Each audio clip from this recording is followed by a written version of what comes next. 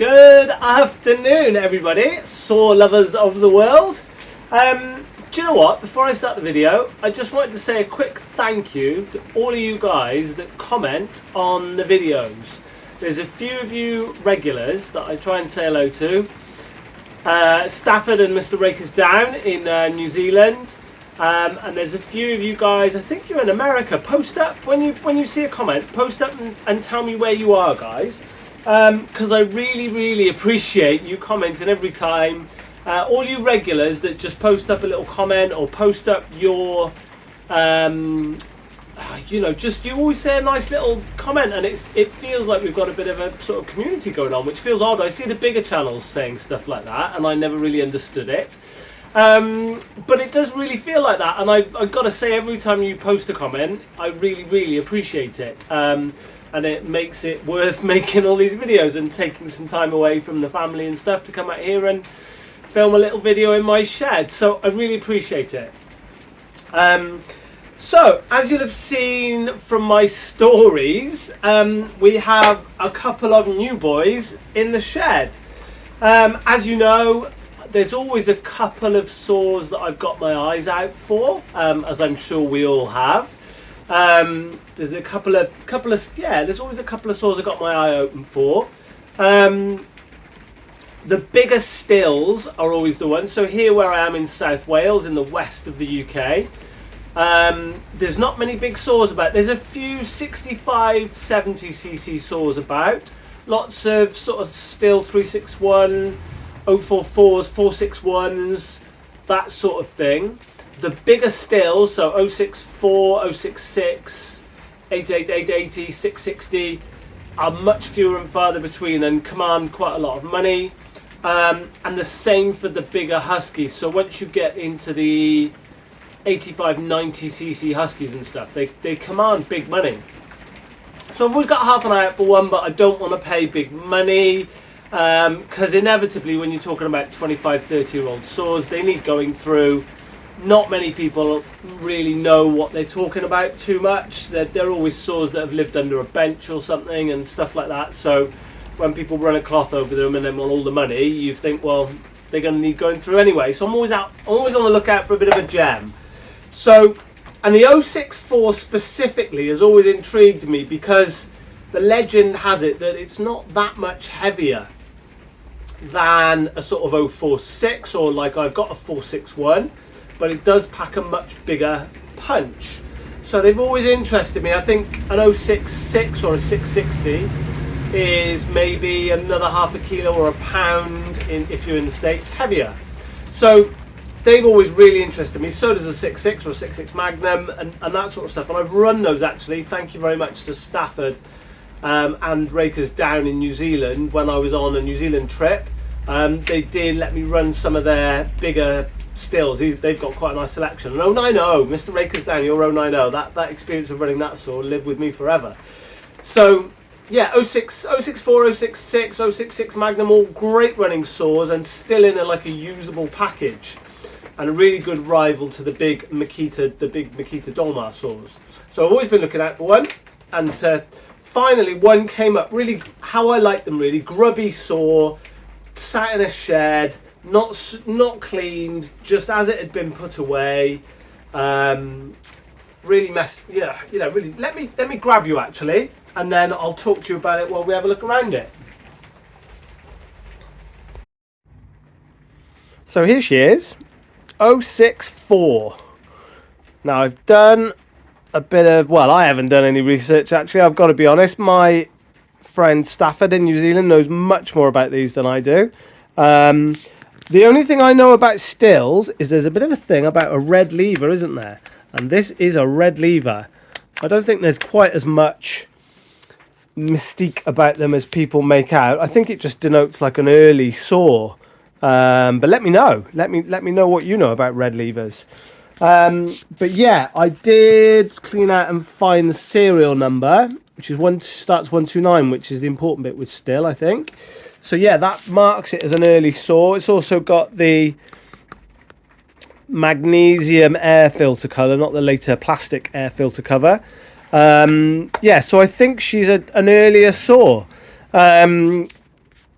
as you can see by the condition, you know, grubby, but I think she's going to clean up really nicely. Again, some people have asked me about the old ultrasonic cleaner. So I think I'll do a video. The next video I do, or one of the next videos I do, will be on just getting this cleaned up, really. I think it's the best thing to do when you get a saw. Just have a little look around it, give it a big clean up, get it in the ultrasonic, and see how it goes. Because she is grubby, but she's all there. So you're asking, well, she does run intermittently. It's a bit, yeah, just a bit like a grumpy saw that's sat around for a bit and not done much. I'll put you back on the tripod in a minute and show you, but the I can't even pull it over. The compression is really strong. I don't know if I can. I won't do it because it'll fall over. Yeah, obviously it's had a new recoil at some point, which needs tightening up, or the rope shortening or something. I hate fiddling with recoils. Anyone else hate fiddling with recoils? Yeah, really strong compression. Fires up. I have to say, once she's run up, getting it restarted, don't know if I've still got the bruises on my hand. It pulls back. It pulls the rope back quite often, really strongly. Actually, you have to really commit to starting it. Again, I don't know if that was a thing with these. Let me know what you know about 064s, guys. I am new to them, as you can see. So as always happens with these things, you know, you walk in and you know, often the guys you're buying these from are guys like us, and you walk into the guy's garage and he's got a few other saws around. So as soon as I walked in, this thing was there. Let's put her up here. This thing. So that was up on there, and I sort of commented like you do, and you say, "Oh, that's a rare beast." And she is. The first thing I did, of course, was check the tag, and it is a genuine 362 XPS XPSP. So, for those of you who don't know, this saw, I think, from what I can gather, it came out as, let me think. So obviously we've got 262 XP there. You've got 262 XP, which is the legendary 62cc sort of saw from Husky, and they had a few goes, didn't they, at making it better. Hang on, I can sort of do this with illustrations. Hang on. Right, here we go. So 262 XP, not to be confused with the other 200 series saws. So the 61, 266, 268, 272 chassis, different chassis. This is on the earlier 257, 254 chassis. But an absolute rip snorter of a saw. These things, if you've never run one of these, they're amazing. And they are, you know, even smaller. They're effectively two sizes smaller than the 300 series saws, because they are, they're smaller than that 266, 272 chassis. Absolute rip snorting saws, just wonderful things to run, especially with a nice 24-inch Sugihara lightweight on. Love that one. Love that. So I've got another one in a box that I'm going to build at some point. So I love that thing. So anyway, they stopped making that, and then Husky had a few more goes at making it, didn't they? Did the 162. They did a few small sort of powerful saws, and I always think this is the next in the lineup. The 257, 259s were more common, but the 357, sorry, was more of a powerful saw, wasn't it? Again, even though it's a 300 series, I think this is the same chassis as the 346, 350. Oh, tell me if I'm wrong. I'm not quite sure of that the sort of small 300 chassis that is. Great saws though. Again, I really like this. They're really light. I sort of don't run this one as much as I used to anymore. But yeah, maybe I'll do what Dino Joe did and put a 272 top end on it. But yeah, good little saws. So then, from what I can understand, they had these in the 300 series, but they only, you know, the biggest piston they could get on these was the 57cc. They did build them out to a 59cc, didn't they, with a 47mm piston, wasn't it? But they never quite made the power. So from what I can understand, they then made these a 62cc, 63cc, I think. So again, these are a 47mm. And as you can see, this is literally as I bought it. Yeah, so they're a bit of an oddity. They are the smallest motor that went in this 300 series chassis, which is obviously the same as 372XB. That's my big bore one with the funny pipe on. Yeah, 372XP is obviously the most well-known one on this chassis, but you've also got the 2365, so the 365 Special closed port one, and the X-Torque 365. This one, of course, I've blown out to 372 because the only difference with these X-Torques, they're 70cc. The 365 and the 372 are 70cc. The only difference is the transfers. These are a 48mm bore, so exactly the same as that 362, closed port, 48mm. But these apparently were sold much cheaper, $100 cheaper or something in America, than those 362s were. So everybody bought one of these. So if we go back over here anyway. So I've always wanted a 362 to kind of complete the set, really. Now, you know, I asked the guy about it. We did the deal on this beauty. And then, you know, I sort of asked him about this, and it was, you know, it's one of those sad stories, isn't it? It was his father-in-law who'd passed away. He's going to list it, not quite sure what to do with it. The main thing with it is it's got, as you can see, absolutely no compression. Doesn't start. It has a little bit of a cough now and again. Doesn't start due to no compression. But I think actually, again, it'll clean up pretty nice. It doesn't seem to have done a whole ton of work.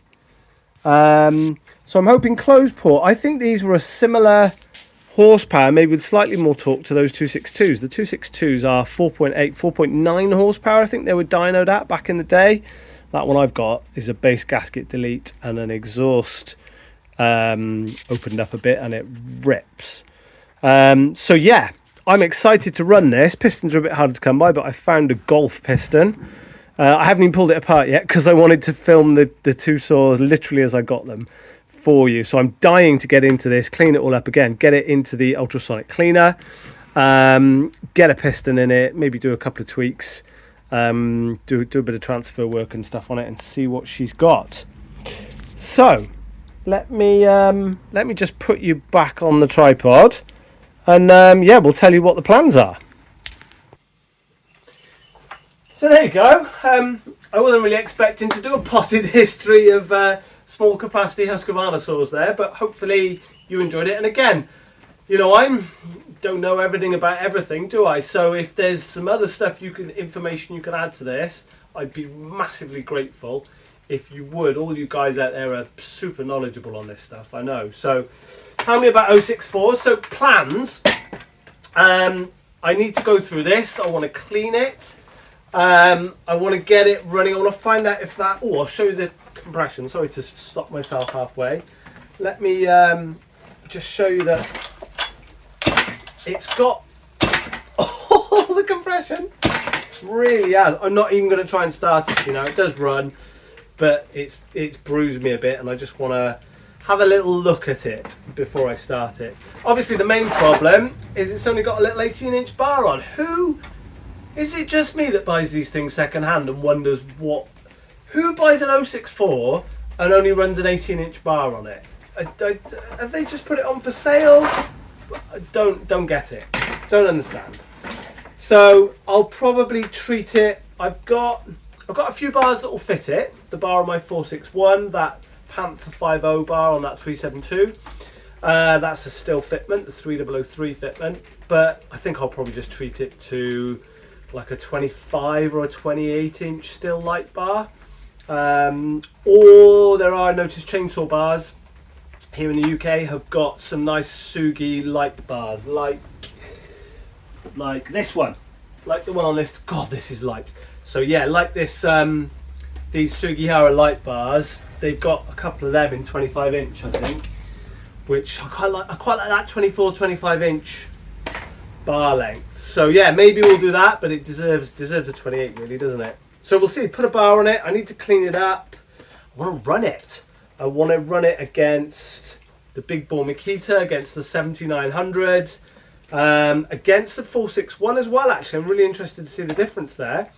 But it feels, it feels light. I'm pleased with it. That feels like a saw you could use for a few hours. That big 9100 I've got, that big Makita 9100, that's too big and heavy. These things, you know, as wonderful as they are, these vintage things, this Pioneer and the Alpina, they're just too heavy, aren't they? They're good for fun, but they are too heavy. So I think this is going to be a punchy, usable saw, which I'm excited about.